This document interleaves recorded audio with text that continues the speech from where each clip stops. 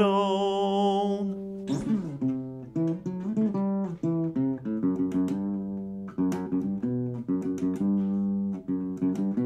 Alors, ouais, ben bienvenue à l'épisode 1 Ben oui, du Rire oui, jaune. absolument. De Rire jaune. De Rire jaune. Salut William, comment tu vas? Ça va très bien, Vincent. Ça va bien, merci. Qu'est-ce que t'as fait cette semaine? Cette semaine, pas grand-chose, on va dire. En théorie, dernière semaine du défi 28 jours, je crois. Oui! Je Oui, crois. effectivement. T'en as-tu profité pour? J'ai 28 jours. j'ai fait le défi parce que j'avais pas le choix. Ben oui, effectivement. C'est le gars qui a dit ça pour vrai, en plus, que c'était un défi 28 jours, genre. Mhm. Ouais, mais c'est parce que la police t'arrête si tu le respectes pas, ce défi-là. Ben, non c'est plus. s'ils te mettent au défi de le faire. Bon défi de pas payer 1654$ pour une raison que t'arriveras pas à expliquer 2 ans après. Ouais. Mais c'est tabarouette, ben moi aussi, I guess. Dans ce cas-là, on a vécu la même semaine. Écoutez, les Simpsons un peu aussi, par contre. Ben oui, il fallait. Parce Ben, il fallait, parce qu'on a de la dédication dans cette histoire-là. Non, mais Alors, ouais. ouais, fait que... Saison 5, épisode 1. Absolument. Épisode 2. On commence ça en force avec la version française, c'est le Quatuor d'Homère. Ouais, c'est effectivement. Je connais pas les titres originaux. Moi, j'ai Baby on Board. C'est pas mal toujours comme ça que je l'ai connu. Mais... Baby on Board. Ouais, mais c'est pas le titre de l'épisode. Là, Non, ben absolument pas. Mais c'est c'est sa première. Je fais référence. Non, c'est pas la première. La première, c'est Hello. Puis la deuxième, c'est Goodbye. Ouais, mais c'est des covers. Ah, ben oui, effectivement. Mais c'est une petite inspiration même dans Baby on Et, Board. ça a apparu le 30 septembre 93, littéralement la semaine de ma naissance. Ben, félicitations. Je suis aussi vieux que les B-Sharp. Ben oui, quand même. C'est. Les C-dièses, pour ceux qui... Ça c'est un des gags qui a le moins bien... comme traversé la traduction, parce que comme les C-dièses, c'est pas drôle, mais les B-Sharp... Ouais. Ben, je veux dire, c'est pas... J'imagine que c'est un gag de musique depuis des siècles, mais ils ont eu le guts de le mettre à la TV. Oui, absolument. Ben, c'est comment dire, c'est un jeu de mots, rendu là, on peut dire ça comme ça. C'est exactement ça qu'on pourrait dire ça. Oui, c'est le procédé même. Nos profs de l'ENH seraient bien fiers, mais c'est... Comme ils disent aux États-Unis, en anglais, un pun. On avance encore une couple d'épisodes, mais c'est souvent un défi de la traduction. Puis moi, je trouve ça toujours spécialement encore plus drôle quand ça marche pas. Parce que souvent, en fait, comme il essaie de faire quelque chose, comme dans l'épisode de l'université qui vient plus tard au courant de la saison, t'as The Knockers University, qui est juste comme, je sais pas trop, il y a quelque chose en lien. Je sais que c'est un jeu de mots en anglais que j'ai jamais compris, mais c'est ça pareil. Mais je pense qu'en français, c'est l'université au toton, qui ont juste décidé de le traduire littéralement. C'est parce qu'en anglais, c'est The School of Hard Knocks. Oui! Fait que Knockers, en tout cas. Ouais. C'est comme... Je veux dire, je veux pas dire que c'est intelligent. Non, c'est... mais c'est du adéquat-gag, il y a pas juste ça, mais c'est... Je me souviens que c'est les premiers moments que jeune Vincent écoutait ça, puis genre comme c'était TQS québécois en 96, 2 ans après que ce soit sorti, genre, puis j'étais comme l'université au toton, puis comme ça c'est vulgaire, ça c'est vulgaire, là. J'ai 6 ans puis je suis pas d'accord, puis maintenant je suis offensé pour d'autres raisons, c'est juste comme ils se sont pas forcés. On commence avec un couch gag où c'est que la famille explose quand ils se rentrent dedans. Oui, absolument. Ben, ça, j'ai l'impression que quand on va être rendu à la saison 29, on va arrêter de le faire, mais je pense qu'il faut qu'on juge les couch gags. Je pense que oui, mais il y a beaucoup de répétitions, par exemple. Oui, absolument. Mais on commence avec le bazar, le rendez-vous de la troc en français. Absolument. Un de mes gags préférés, qui est pas si drôle d'ailleurs, il s'en vient dans pas très longtemps, c'est...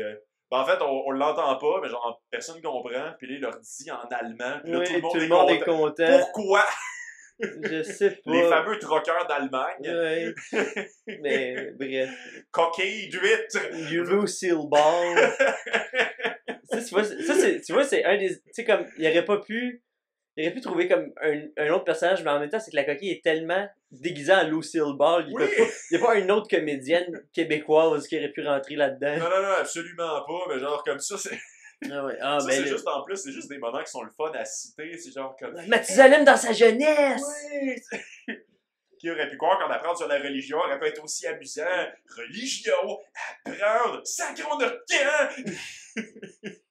Je pense que c'est la saison où officiellement genre Nelson avait sa voix. Là. Oui! Parce que comme toutes les saisons avant, Nelson changeait de voix à tous les épisodes, si c'est pas à toutes les scènes. Là. Mais ça, on est en période de transition en plus, où genre, il y a des acteurs qui se font changer pour devenir des personnages plus récurrents, puis c'est là que ça devient comme cimenté que ça va être eux autres, puis qu'ils deviennent hot, genre. Ouais. En fait, là, il va y avoir le monsieur de la bande dessinée, il me semble, à un certain moment dans cet épisode-là. Ouais, c'est Marvel et ses écureuils. Oui, oui. Mais à ce moment-là, en québécois, il n'y avait pas encore la voix, genre, mais non, Aquaman, tu peux pas épouser une femme qui a pas de branchie, vous appartenez pas au même monde tous les deux. Ouais, mais c'est ça, c'est. Là, il y a une voix comme un peu de troqueur, là. Oui, exactement. Ah, c'est malvenu, c'est Squirrel. Mais ouais, non, fait que. Ça, c'est des bons gags en passant, mais ça, c'était genre. Je me souviens parce que moi, je vous l'annonce déjà, je vais faire référence à lui souvent. Moi, quand j'écoutais les Simpsons, c'était dans le temps que mon oncle Jean habitait chez nous, genre, puis lui, il détestait, genre, tout ce qu'il y avait. Attends, pas Jean Descoteaux. Jean Descoteaux, Ah, ok, ouais. ouais. Jean Descoteaux, bon gaillard, bon vivant, brave monsieur. Il est mort aujourd'hui, mais. Oui, non, mais non! J'ai demandé à mon père récemment, genre, il est-tu mort, genre? Parce que genre, c'est fou raide en plus, genre, il a eu cancer du poumon, genre, comme une fois, 96% de chance de mourir. Ça en est sorti, première affaire qu'il fait, après ça, recommence à fumer. Vieux monsieur s'en calisse, genre. Pour vrai, c'était ce genre de bonhomme-là. Je vous promets que c'est drôle. Jean est bien à l'aise avec son ex-cancer, c'est incroyable, il est bien fier de ça. Il l'a battu. Mais vrai, Jean, c'était le genre de monsieur comme, lui, il dit, en musique, il n'y a rien de bon qui a été fait depuis Jean Leloup. Jean n'aime pas les nouvelles affaires dans la vie. Et dans le en même temps, c'est bon artiste pour dire ça. Là. Oh, oui, c'est comme... très bon choix pour finir d'aimer la musique, on se le cache pas. Je veux dire, quand je travaillais à Cage au Sport, il y avait des serveuses qui faisaient comme... Il y avait du Éric Lapointe qui jouait, puis pas ses meilleures tunes, puis comme on fait... Mon Dieu qu'on fait de la bonne tune, on fait des bonnes tunes au Québec. Je suis comme, bon, oui, mais là... Il y avait Coupable qui jouait, c'est comme genre, c'est pas bon, mais c'est vrai. C'est parlant.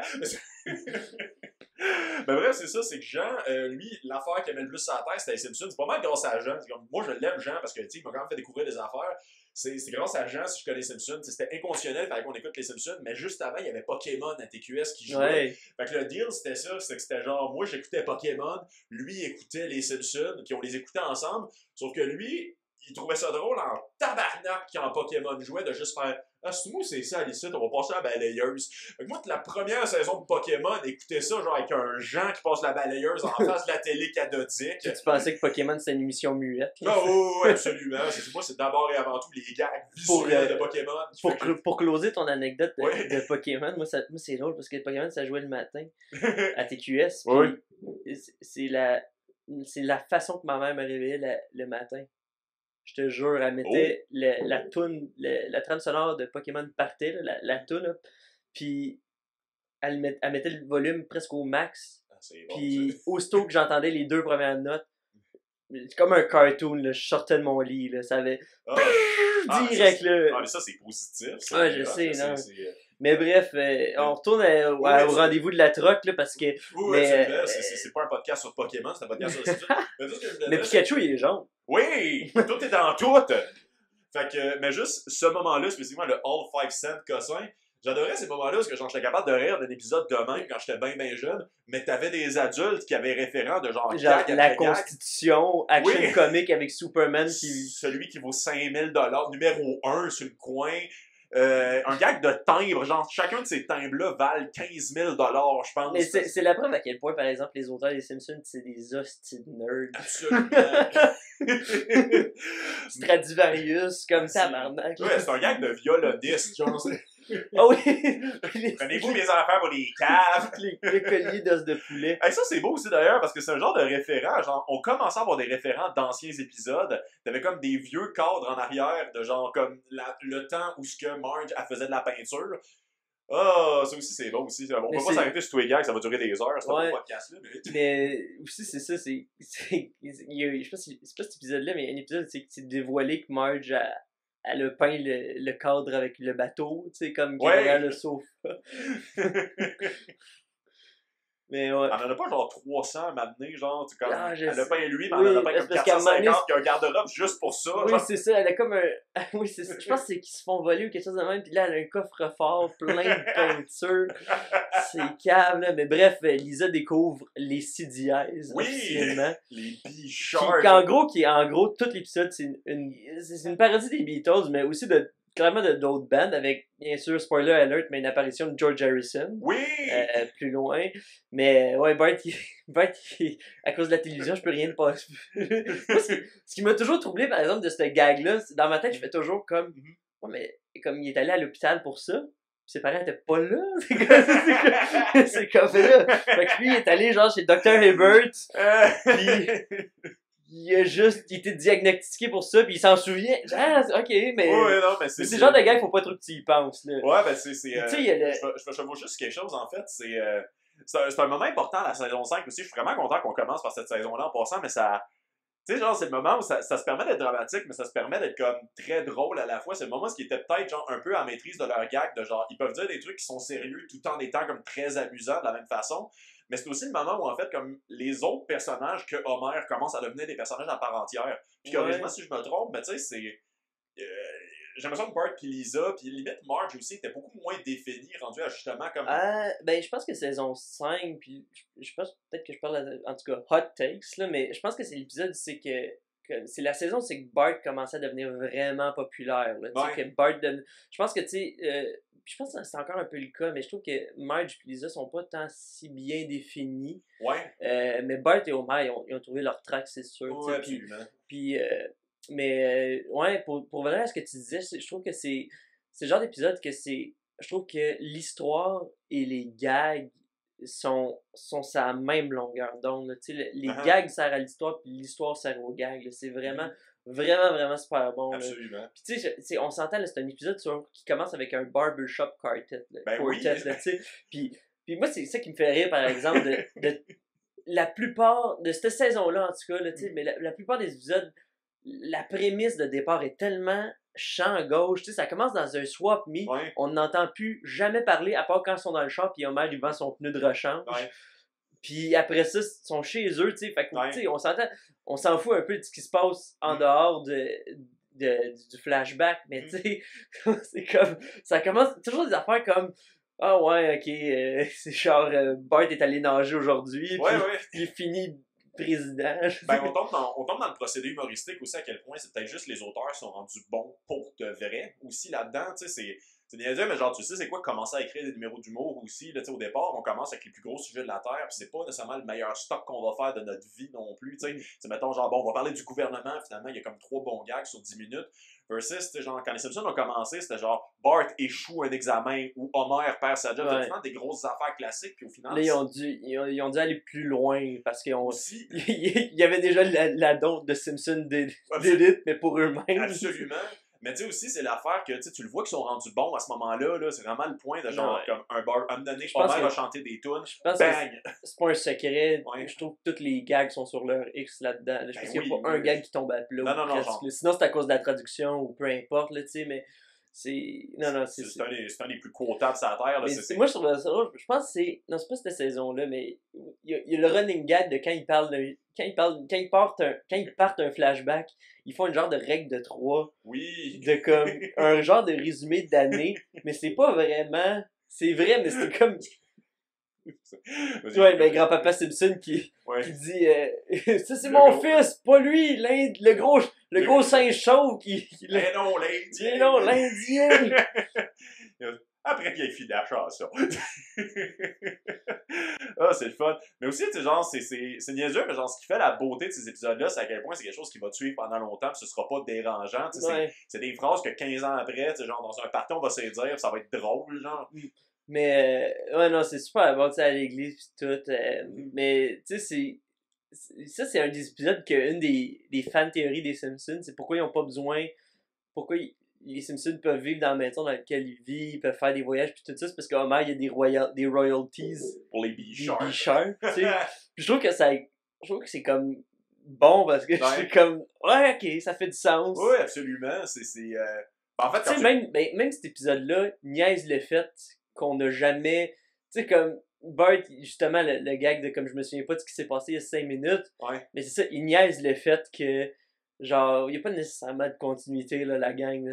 Non. C'est un cartoon. Là, les grands-papas Simpson qui chantent ces traits-là. Ah, oui, absolument. Mais les auditions, c'en est c'est quand même un bon. Moi, c'est quand le vieux monsieur barbu, il chante. Oui, on le sort C'est comme... Ce personnage-là, je le trouve tellement versatile. Là, ça, moi aussi, souvent, là. il n'y a jamais eu d'épisode sur lui en particulier, mais c'est Non, mais un très bon support. Non, mais il y a un épisode, c'est qu'il y a un accident, puis sa barbe est splittée en deux. Il faut que ça replace, comme si elle était foulée. Le docteur, et puis là, le chef Wiggum qui parle, qui fait semblant d'être le docteur Doolittle. Mais c'est ça, ça prouve... Mais c'est pas le docteur Doolittle! Mais ça, encore une fois, ça prouve cette chambre d'auteurs-là, à quel point ils ont une culture là, incroyable. Parce qu'il aurait pu faire un gag facile de whatever, tu sais, mais non, ils sont allés avec Dr. Doolittle, de musical, comme... C'est hot en esti. Ça t'arrive-tu des fois, en plus, de réécouter ça et réaliser qu'il y a des moments où t'avais juste un bug? Parce que moi, en fait, comme je me souviens des premières fois que j'ai entendu ce gag-là, c'était à peu près au même moment parce que le Dr. Doolittle, pour moi, c'était Eddie Murphy. Ouais. Fait que j'étais comme...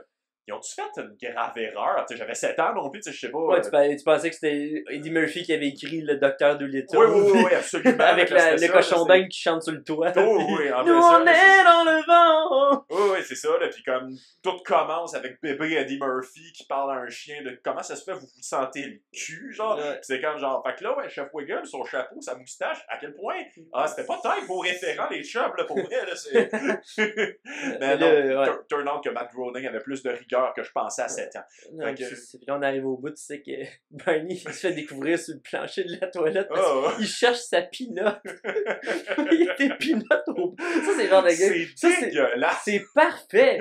C'est parfait! Tu peux pas changer, tu peux pas rien changer à ça. Hey, où ma pinotte? Non, absolument. Ben ça aussi, c'est le moment où tu commences à connaître tes personnages. Là, c'est genre, tu sais que tu découvres Barney Campbell pour qu'il fasse partie de ton band. C'est quelle addition incroyable aussi dièse Barney motherfucking Gumball. Moi j'adore Barney en général, un de mes gags préférés. Barney, mais moi mon gag préféré, une provision vie de bière d'offre. Oh mon Dieu, connectez-moi ça direct, c'est vide. Moi c'est quand il y a une couche puis il dit à l'épisode de Monsieur Plau puis il dit ils peuvent pas nous enlever notre dignité, puis là, sa couche à part au vent. Puis il tourne le couche. Salut. Je fais pas capable de la faire. Il tourne le couche, il fait salut, man. Ça c'est. Je peux pas le faire avec une straight face. C'est-tu dans cette saison-là où ça va? On l'a-tu raté l'épisode où Scomer va dans l'espace? Non, c'est dans cette saison-là. C'est saison 5. J'ai hâte. J'ai tellement hâte. Mais bref, le premier show de Barney, c'est que justement, c'est qu'il chante pis qu'il impressionne tout le monde. Puis là, Mo qui arrive, il dit les gens que vous avez payés pour la foule font une bonne job. Ben, j'ai payé personne. Quoi? Ça d'ailleurs, à quel point c'est absurde, mais à quel point comme le monde qui sont là, de un chez Mo pour chialer. Un vieil Irlandais. Monsieur Irlandais qui pleure. Mais ça, c'est un running gag, ça. Il est souvent là, le Monsieur Irlandais. Mais tu sais, genre, il était d'abord là pour défendre le fait que Chef Wiggum s'était fait renvoyer. Puis finalement, il y avait d'autres pancartes d'un coup Barney est bon, où ils les ont faites pendant la toune. Ça, c'est le moment où ils pognent le fameux moment où ils pognent leur titre. Oui. Ben, tu vois, c'est ça, là, on peut... Je propose Homer le Magnifique plus 3. Notre belle Homer Simpson plus 3. Tu sais, nous autres, le nom du podcast a failli être choisi de même. Des fois, Arnaud Soli plus 2. Bon, ça y est, faut qu'on ait Arnaud Soli au moins une fois. OK. Défi accepté. C'est comme ça que ça marche dans la lutte. On aime drop quelqu'un jusqu'à ce qu'il vienne. Ouais, c'est ça. Ça, c'est... Ils ont fait une erreur en passant, genre, au début dans la scène où ils jouaient à l'église, genre, c'est déjà écrit sur le panneau, les B-flats. C'est vrai, hein? Ouais, non, ça, j'ai... C'est vrai, c'est Ouais, c'est une belle observation. J'ai spoté ça, là, genre, comme je suis prêt à dire, c'était mon erreur, le Dr. Doolittle, ça, c'est moi qui n'ai pas été dans mes recherches. C'est une prédiction des Simpsons qui c'est vrai. Ben, tu vois, ils étaient déjà médiums. Oui, Bart Simpson pis son porte-crayon. Oui! J'ai réalisé cette semaine que c'était un bang. Oui, moi aussi. Moi aussi, absolument. Mais moi, le problème, par exemple, c'est le dessin, là, je trouve. C'est comme, tu fais, ok. Ça aurait pu être un lait porte-crayon aussi, on pourrait vivre à ça. Ça, c'est drôle. Ouais, ça, c'est tellement drôle. Tout est drôle là-dedans, parce que là, c'est le fait que justement, j'ai vendu mon... Il y a au moins une autre qui a fait de l'argent, j'ai vendu mon pied de rechange. C'est Marge qui va à la station d'essence. C'est sûr, c'est Marge qui va. 12 000. Il y a un gars qui s'en vient bientôt, mais en fait, ça, c'est... Je vais commencer à en parler si on est capable de se rendre à là. C'est... Et il y a beaucoup de monde, c'est une des nombreuses théories sur à quel moment les Simpsons ont arrêté d'être bons. Ça, en passant, c'est un hot take que je donne. Moi, je pense pas que les Simpsons ont arrêté d'être bons un moment donné, puis au contraire, moi, c'est une des raisons pour lesquelles je considère que s'il y a un exemple que je donne dans la vie sur comme t'as réussi ta vie, c'est citer genre la vie de Matt Groening, à quel point en plus des Simpsons, Futurama, limite son émission médiévale que j'ai pas regardée. Disenchanted. Ouais, exactement. Mais tu sais, une vie réussie pour moi, c'est la vie de Matt Groening. C'est le fait que genre les saisons moins bonnes des Simpsons sont pas bonnes, sont moins bonnes. C'est genre comme c'est encore fonctionnel, c'est encore efficace après 32 ans, c'est encore de quoi qui arrive. Je suis pas mal persuadé. C'est sûr qu'il y a des épisodes qui sont moins bonnes, mais je suis pas mal persuadé que tous les épisodes des Simpsons ont au moins un gag qui vaut la peine. Ben, je suis pas mal sûr. On va faire un épisode d'une année, un épisode spécial sur, mettons, genre le top 3 des épisodes les plus détestés, les regarder à quel point ils nous fâchent ou quelque chose. Mais une des théories qui revient le plus souvent, juste pour finir mon point, je vais me perdre souvent, préparez-vous. Il y a beaucoup de monde qui disent que ça arrêtait d'être bon au moment où Homer a arrêté d'être bien intentionné. Genre, il y a un moment où Homer est comme vraiment devenu cave, mais genre comme cave à un point inexplicable. Ben après ça, il a c'est qu'il est un peu devenu une caricature de lui-même, puis ouais, c'est ça. C'est que là, je pense qu'à la base, on s'entend, les Simpsons, c'est quand même on s'entend, c'est une sitcom très légère dans le sens que le sujet, tu peux pas avoir un sujet plus commun que ça. Absolument, là, je pense qu'à la base, c'est ça, c'est que Matt Groening a dessiné comme Homer, en théorie, c'est son père, puis tout. Puis je pense que la base d'Homer, c'est ça, c'est un mauvais père, mais reste qu'il aime sa famille. C'est un mauvais père qui fait ce qu'il peut. C'est ça, tu sais. Comme ben des pères, tu sais. C'est ça. Bref, mais c'est ça. Mais moi, un de mes gags préférés, c'est juste quand elle arrive avec. Quand Homer essaie d'écrire Baby on Board, puis avec le panneau Baby on Board, les gens vont peut-être arrêter de nous rentrer dedans. Volontairement. En Québec, c'est rajouté. Ils vont essayer de vous rentrer dedans volontairement. Ben voyons donc! Non, à quel point vous avez des ennemis, genre? Non, c'est vraiment bon. Oh, ça c'est bon en plus parce que j'ai écouté la version française puis anglaise cette semaine, puis j'adore quand ils mettent des gags spécialement reliés à la culture québécoise. C'est comme André Montmorency. Oui, c'est ça. Et ce petit gars-là que personne n'aimait est devenu André Montmorency. Mais bref, là, parce que je pense qu'on va. Parce que là, on est rendu à 25 minutes. Ben, je pense que le premier épisode va être juste sur cet épisode-là. Ouais. Bref, c'est vraiment comme. Parce que là, c'est ça, là, on dit tout ce qu'on a à dire parce que c'est le premier épisode, là, mais je pense qu'on peut, on peut s'en laisser pour quand on va les regarder. Ouais, mais le gag de la pieuvre, sérieusement, ça m'a pris du temps à la comprendre parce que, comme, je sais pas comme ce qui s'est passé, mais le gars qui fait la voix du vieux capitaine, sérieusement, je savais pas s'il disait t'as le ventre plein d'or ou le ventre plein d'hommes. Oui! Il y a beaucoup de traductions que c'est de même avec les Simpsons, mais tu sais, comme en général, puis sérieusement, ça m'a bugué à un point que je la trouve pas drôle. Mais ouais, tu sais, comme au moment qu'elle devient célèbre dans cet épisode-là, puis je vais toujours rester le bon vieux père de famille que je suis, de Bart, qui est en bas avec sa canne. Là, il arrive à New York. C'est ça, là, c'est le premier exemple qui est genre. C'est les Beatles, là, tu sais, parce que pis là, c'est juste comme des hosties de bons gags de continuité de gags, genre. Il dit à Pooh, est-ce que c'est vrai que vous êtes indien par les 8 bras de Krishna, je vous jure. Non, de Ganet, je vous jure que c'est faux. Ils m'ont trouvé sur le plancher de la toilette, puis Monsieur Skinner, ça a l'air que vous êtes le clown du groupe, est-ce que c'est vrai? Oui, c'est complètement vrai. Oui,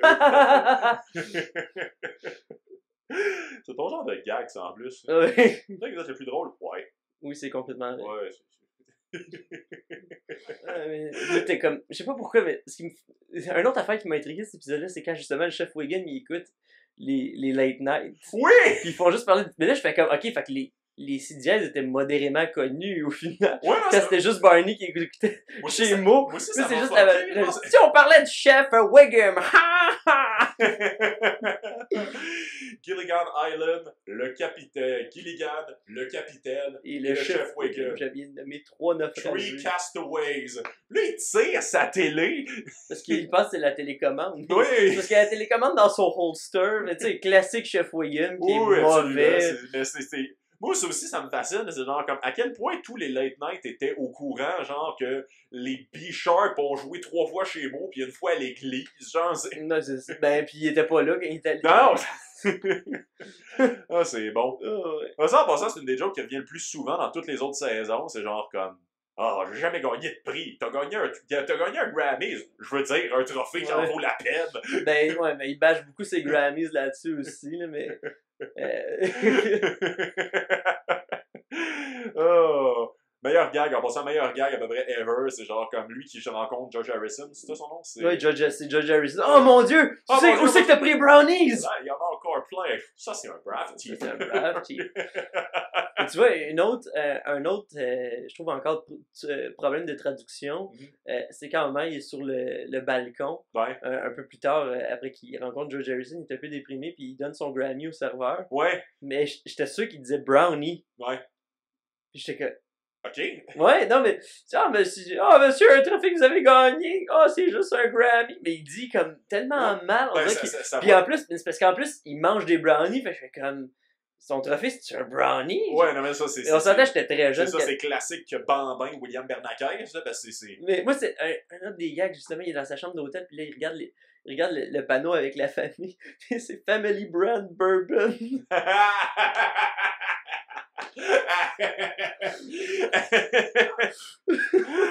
C'est comme...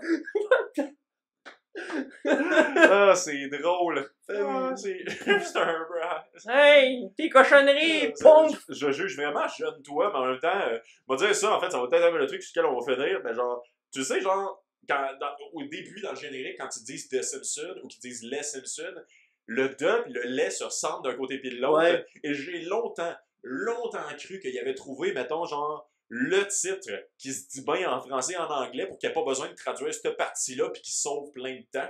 Ouais, mais et plus tard, j'ai réalisé qu'enregistrer 2 fois une phrase de 2 mots, c'est vraiment plus rapide. C'est vraiment... Mais c'est drôle parce que moi, sur les DVD, une affaire que j'aimais faire, c'est de mettre la version espagnole parce que ça fait The Simpson. Yo, Simpson. Juste pour ça. Ça a l'air de... Tu le feras chez vous, puis à la maison. Ce que tu viens de dire, on dirait littéralement un gag des Simpsons. Oui, c'est ça. Aïe, aïe, aïe, yo Simpson! Mais bref, pour finir l'épisode, en gros, Homer, il redécouvre ses vieilles affaires, la mousse marrante que Bart se garoche dans la gueule. Absolument, Puis encore là, plein de comparaisons avec les Beatles. Ben, moi, c'est plus grand que Jésus, puis il marche sur l'eau. Oui, vous avez dit que vous étiez plus grand que Jésus. Pas rien que ça, c'était le nom de notre deuxième disque. Mais en fait, moi, s'il y a une raison pour laquelle je suis désolé, je serais jamais capable de respecter Yoko Ono, c'est spécifiquement à cause de cet épisode-là. Non, mais... Mais moi, c'est quand elle arrive. Moi, je arrive dans un chapeau, trempant dans du parfum. Puis là, il y a comme c'est même pas. C'est ça, c'est direct, c'est la bière puis le chapeau. C'est littéralement 2 autres personnes qui ont commandé ça, qui ont choqué, puis qui a juste fait bon, peut-être quelqu'un va y prendre. Mais c'est. Ah non, ça c'est bon. Yoko Ono, ça sera tout le temps drôle. Tout ça, ça sera tout le temps drôle. C'est bon. Je connaissais pas les Beatles, en fait. Genre, ben, tu sais, on peut quasiment finir là-dessus aussi, mais genre.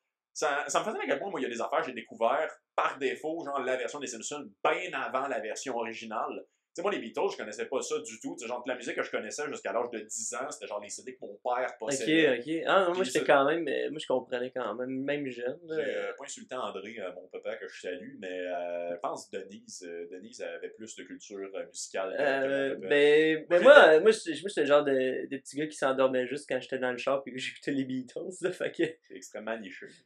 Relatif. Je pense que les Beatles, après Mozart, c'est les albums qu'on met le plus sur les bandes. Non, je comprends, mais j'imagine très jeune William qui dort pas tant qu'on vient pas d'un souper avec le best-of des premières années des Beatles. Hard Day and Night or No Dodo for that jeune gamin. Mais c'est ça, genre moi les Beatles, c'est bien sûr, mais c'est vraiment en écoutant des tunes qu'à un moment donné, genre j'ai fini par découvrir ça par la suite aussi, ou en parlant justement des Simpsons quand j'étais rendu comme fin primaire, début secondaire, je commençais à avoir des genres de conversations qui faisaient du sens. Mais tu sais, genre c'est un peu comme Citizen Kane ou comme la 4e dimension, tu sais, il y a bien des affaires que genre il y a des images que je connaissais, mais j'ai juste pendant super longtemps connu rien que la version des Simpsons. Ouais. Fait que merci les Simpsons pour ça, je suis un peu plus culturé. Ouais. Mais je sais pas si... c'est une des seules affaires, je sais pas si la personne qui fait la Yoko de l'émission, c'est vraiment Yoko. Je sais pas, hein. J'ai pas l'impression Je pense que qu'elle pas faire rire d'elle, mais genre... Mais en même temps, c'est les Simpsons, là, tu sais, on s'entend, tu vois chez les Simpsons, tu vois, dans les Simpsons, tu vas pas juste là pour faire comme bonjour, je m'en viens planter un arbre, là. Non, c'est ça, effectivement. Ben, surtout, on s'entend qu'ils vont rire un peu de tout, puis tu vas avoir une coupe de gags. Ben, c'est ça, surtout, ben, c'est ça, en fait, surtout si tes seules phrases, c'est pour signifier à quel point ta vie fait pas tant de sens, puis que t'as brisé Beatles. Puis, non, excusez, Yoko, si t'écoutes, c'est pas juste contre toi. Mais Yoko, après Arnaud Soli, tu peux venir au podcast. Ouais, absolument. On va s'en faire une batch d'épisodes célébrités. Dans l'ordre, c'est Arnaud, après ça, Yoko. Schwarzenegger dans un monde idéal. Tu le cherches chez loin, celle-là. On va vraiment finir là-dessus, mais juste comme dernier lien avec les Beatles, c'est. Premièrement, je sais pas si les footages existent, mais comme c'est très très beau le fait que genre les Beatles aient chanté sur un toit un moment donné pour faire un comeback. Sauf que eux, comme. Je pense que c'est la même affaire, genre, c'est comme. C'est quand la dernière fois qu'on a été tous ensemble? L'année passée. L'émission drôle. C'est un peu vrai que le comeback des Beatles, genre, il y avait déjà apparu une couple de fois ensemble avant de refaire ça. Moi, ça me fait. Moi, cette scène-là est superbe, tu sais, genre la mouche. Hey, regardez-moi, la mouche! J'ai pas peinturé mes sous-vêtements en rouge pour rien, puis le petit camelot. Extra, les CDS sont sur un toit. Hey, passe-moi ça! Ça parle pas des CD exporteurs, viens ici! C'est super bon. Très bon. Ben, ça fait longtemps qu'on a commencé. C'est un des. Je pense que c'est un des épisodes qui. Je pense que c'est facilement là, dans les meilleurs épisodes des Simpsons. C'est potable, définitivement. Vieillit très bien aussi. Genre, absolument. Puis c'est ça, le fait qu'il ait pris les Beatles. Ouais. Tu sais, en même temps, ça fait du sens qu'ils aient pris, que c'est le plus gros band de l'histoire. Tout le monde peut avoir, tu sais, c'est comme tout le monde peut avoir le référent. Là, c'est comme Elvis ou Marilyn Monroe, genre, on sait tous c'est qui, là, puis on va le savoir pendant des années. Là, bien sûr. Fait que, mais bref, ouais, c'est ça, ça conclut l'épisode des. Ça start en coup de canon, une belle saison. Homer et son quatuor. Un bon podcast, effectivement. Écrivez-nous en passant, si quelqu'un a la réponse pour Yoko Ono, on serait quand même curieux. Oui, sinon je vais juste aller sur Wikipédia. Ouais, mais tu sais, c'est pour le fun de jaser. Dans le générique, on peut checker, même aussi.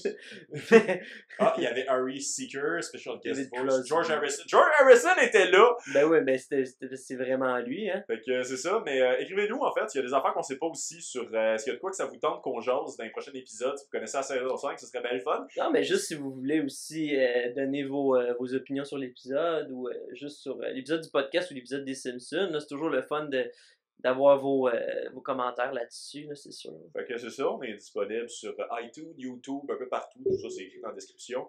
Puis on se revoit cette semaine, parce qu'il y a d'autres épisodes qui sont cette semaine. Fait que, dans les